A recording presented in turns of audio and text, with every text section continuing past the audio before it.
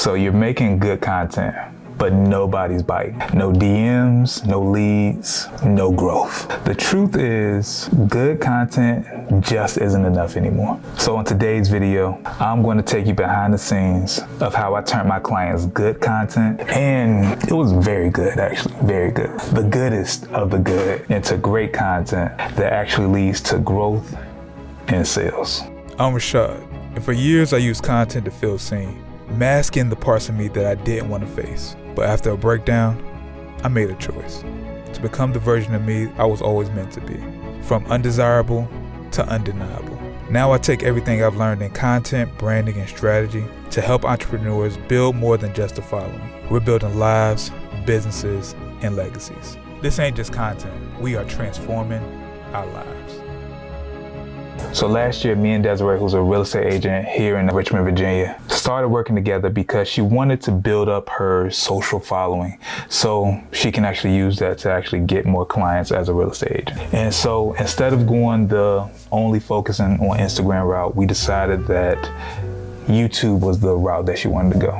And so we did some research. We checked out all the agents who were actually from the area and who were on YouTube.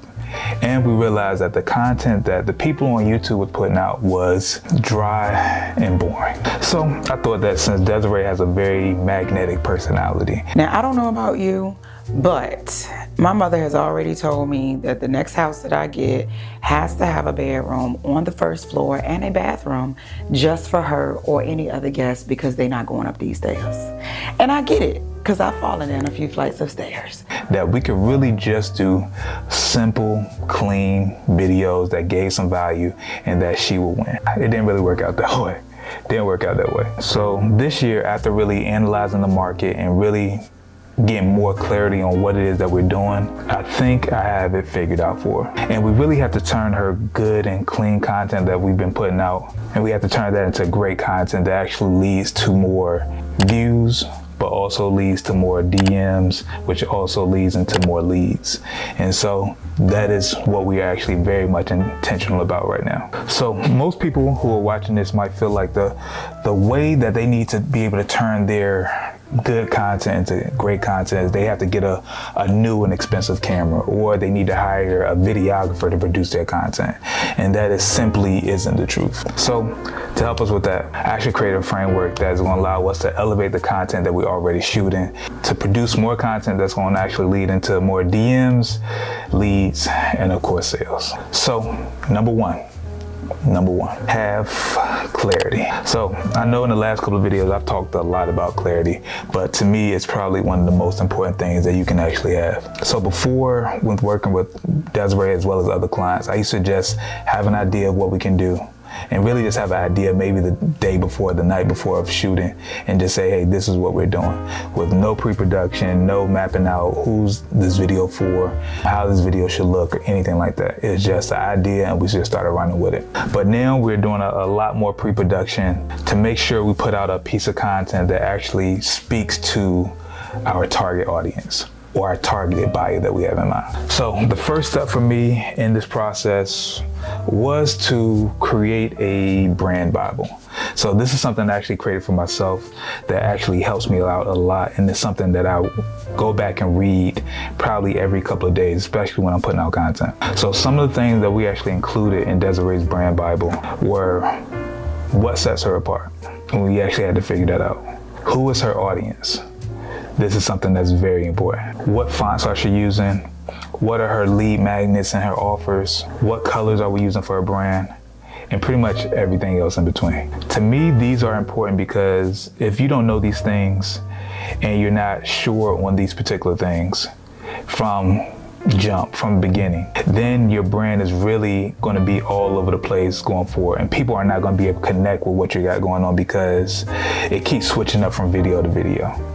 And that's not a good look. So if you're an entrepreneur, and especially a service-based entrepreneur, then this needs to be the first thing that you actually do today. So luckily for you, if you actually go to the description in this video right now, I have a free template on everything that you actually need to create your own brand Bible. And it has a couple of Chatgpt prompts that you could actually use to kind of help flesh that out for you. Go to the description, click that link and hit it today. And you're going to want to start using that right now. My light just went out. We're going to keep flowing. Number 2. Be different. Now, this is going to sound vague, but definitely let me explain, right? You want to be different either in your information or your approach. And when I say be different in your information, is how can you present different information than everybody else that's going to lead to a result faster? So an example would be if there's 10 videos about how you can actually change a tire on a car. Everybody should know how to change a tire.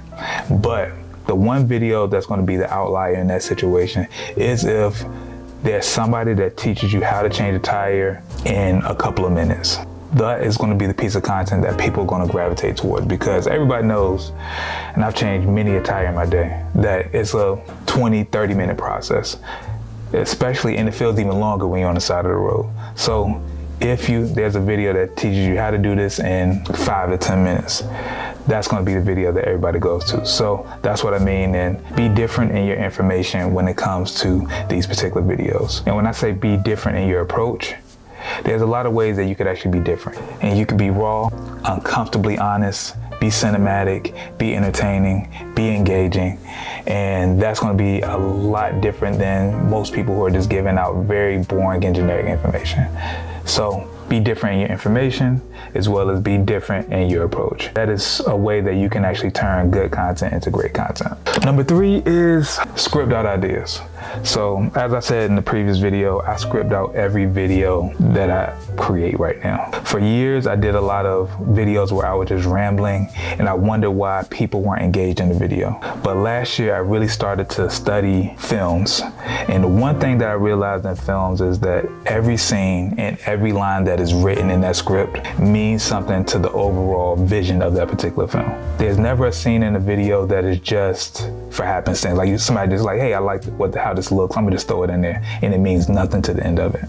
Everything means something. So I took that same principle with the videos that I create and the scripts that I write. Instead of just writing a whole bunch of filler statements, every word that I actually write on a video script, no matter if it's short form or is it long form, means something to the finished product, which is the content. And that's because my thought process is, how can I make the most impactful video in the least amount of time? So by thinking of that, I take out all the filler words, all the filler statements, all the filler sentences.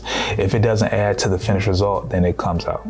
And then another thing I do, a little bit of secret sauce, I feel like I said this last time, is I use Chatgpt to take that script and say, how can we condense this down? Or how can we jazz this up where it has the same impact, but we take it down to 30 to 45 seconds. So that way, every line that we says is going to hit and it has a point in being in the video. So I definitely suggest to everybody, script out your videos, because it makes your videos a lot more impactful, as well as allows you to get to the point quicker and easier for your audience. All right, 4 is focus on the hook of the video.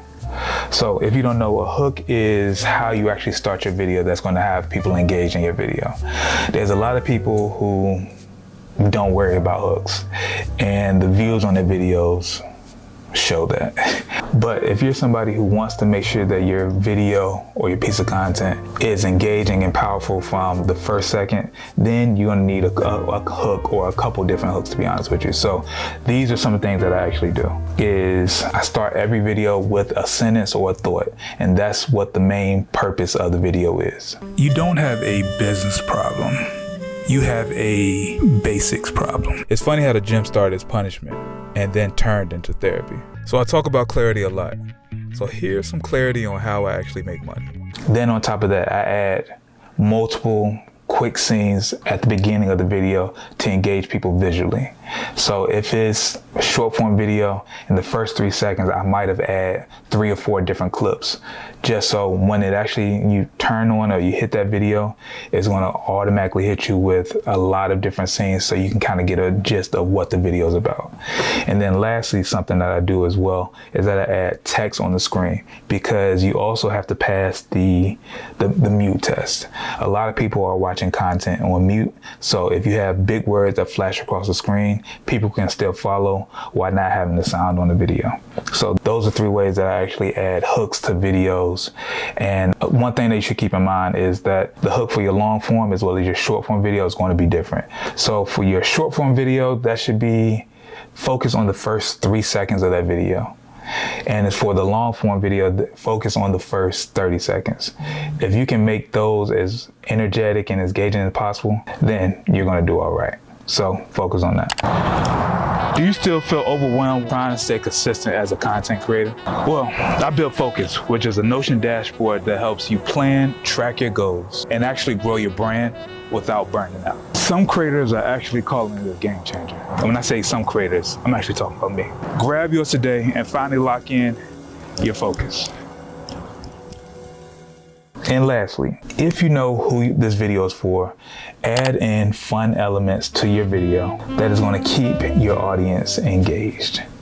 So for this video that we did with Desiree, instead of it just making it about why single women should buy homes, we added different elements into it. We added a home tour. We added different elements from her home tour. We added her being her true self. We just added different things, and instead of just making the list, we just added multiple elements in it that people will be interested in and engaged in. Instead of just making, hey, these are the 5 ways to do such and such, we started to add different elements where she could show her personality. We could show the house. We can show just different things that people would love to see, because once you know who you're speaking to, you know what they want to see, what they want to feel, and what they want to hear. So that's my last one. Just go in and actually add in the elements that you feel like and that you know your audience wants to see and hear.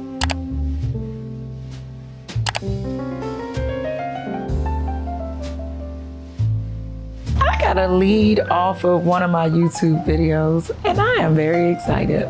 I can't remember exactly which one she looked at. I feel like it was the one about single women buying houses, because what the kids do. And she was just commenting on like what I think about purchasing houses in a certain area, and I had did a video on that area, and she went and found the video before I could send it to her. And I took her to that area. Well, I went to the area because she lives in Texas. I'm excited about that. But so I went to the area, went and got a video for her. I ended up getting her number. She found me on Instagram, and we ended up speaking. I sent her a video of the house and literally got her on the phone with the sales agents, and we got her under contract, and the rest is history. I'm excited. Where the rest of the people at? Come on, where they at? Where they at? Send them. So if you're a service-based entrepreneur and you feel like putting out content is what you need to do in 2025 and beyond, and you feel like you're already putting out good content, this is the way how you can elevate that content, like I said, from good content to great content. And so while we're elevating, I need to make sure that my subscribers are elevating as well. So if you like this video, make sure you subscribe to the channel and make sure you leave a comment. And a question for you guys that I want you to add to the comments: what do you feel like is holding you back from putting out great content? Please let me know in the comments. Is it one of the things that I mentioned, or is it something else? Or what is your belief on putting out great content that you feel like you're missing the mark on? So definitely let me know in the comments so I can actually respond to you guys, and we can kind of keep this banter rolling for the next couple of videos. But that's it for today. Once again, I'm Rashad, and I'm transforming my life and my business, and hopefully I can help you guys do the same thing. And Zion, Daddy loves you.